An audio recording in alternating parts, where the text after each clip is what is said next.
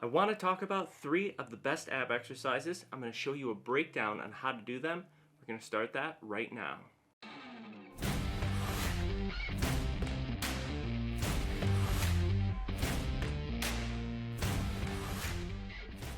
Welcome to Science Based Fitness. If you're new here, this is my 3rd video on the abs.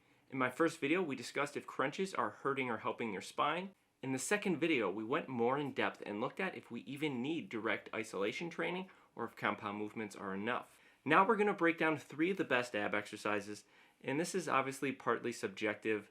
I'm going to present some EMG data, but then I'm also going to base this a little bit off of my own experiences with my own training, doing my own core work, and then working with clients. I actually taught a abs class twice a week for almost 2 years. It was called Adam's Abs, very creative name. I'm going to apply that EMG data and my personal experience to give you what I think are 3 of the best ab exercises. Without further ado, exercise number 1. Exercise number 1, Captain's Chair.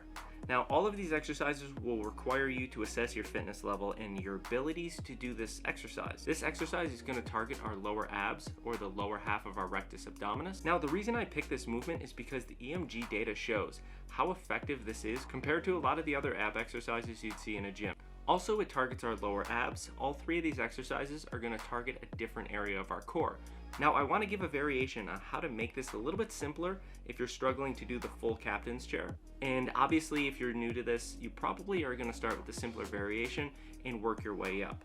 So we're going to start with what's called a leg lift. We're going to be laying on our back and essentially mimicking the movement I showed on the captain's chair, where we're going to be lifting our legs. Now, one of the cues here is to make sure you keep your lower back flat on the mat.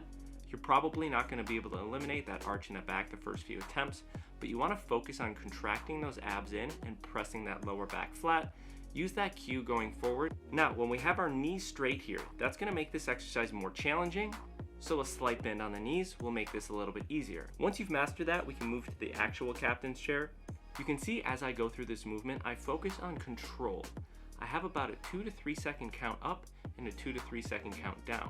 Now you can see when I get to the top, I don't just disengage my abs. This is going to be consistent with all of these exercises. We want to control up and control down. No one's going to be impressed if you're hitting 30 reps of this in the gym, so there's no need to try to impress anyone. It's going to be much more beneficial by simply controlling this movement and going for a lower rep count over a longer duration. If you guys are enjoying the content, click the subscribe button for more tips just like this every week. Exercise number 2, the ab rollout. Now, the ab wheel and the ab rollout is a very tough exercise, and there's different variations. In my own abs class, I showed this variation where you can just simply use a slider or even a towel to simply extend out, drop down to your elbows into your stomach, adjust, crawl yourself back in. Now, you can use this variation to at least see if this is going to be an exercise that's too challenging on your shoulders or your chest. That is the one complaint I do see a lot with this exercise, is that it's challenging, it bothers the shoulders. So if you do feel shoulder pain, try not to do this exercise, but it does elicit a lot of activation through the core. Once when you've mastered this movement, you'll be able to almost lay flat and pull yourself back in. Now, this is a super challenging exercise, and you probably won't be able to rep out 30 or 40 reps, but maybe 8 to 10 might be sufficient your first couple times. You're going to have to gauge and see how that feels for you, but going forward, I definitely recommend this exercise. Exercise number 3, Russian twist. Now, this exercise I don't have EMG data on to show you how effective it is, but this is the one exercise in my experience I've actually had a lot of people say was super challenging. And even in my own workouts, I find it to be pretty effective. I like to have people focus on control. We can elevate our feet into the air and have a stability portion to this. I recommend starting out with a light weight and focusing on smaller rotations. Once when you feel comfortable, you can rotate farther out. I'm not necessarily concerned if you're hitting the ground with a weight.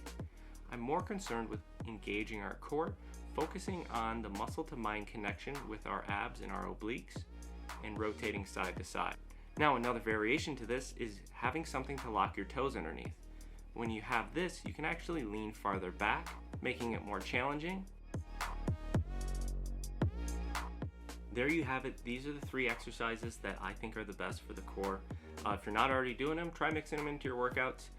You know, just know your limits and work within them. I hope you guys liked the video. If you do, hit the like button, subscribe to the channel, all that fun stuff. Let me know in the comments if you like the new setup. I'm trying it out. I might change it up a little bit, but let me know if I should add something, take it away. I'd love to hear your comments and opinions.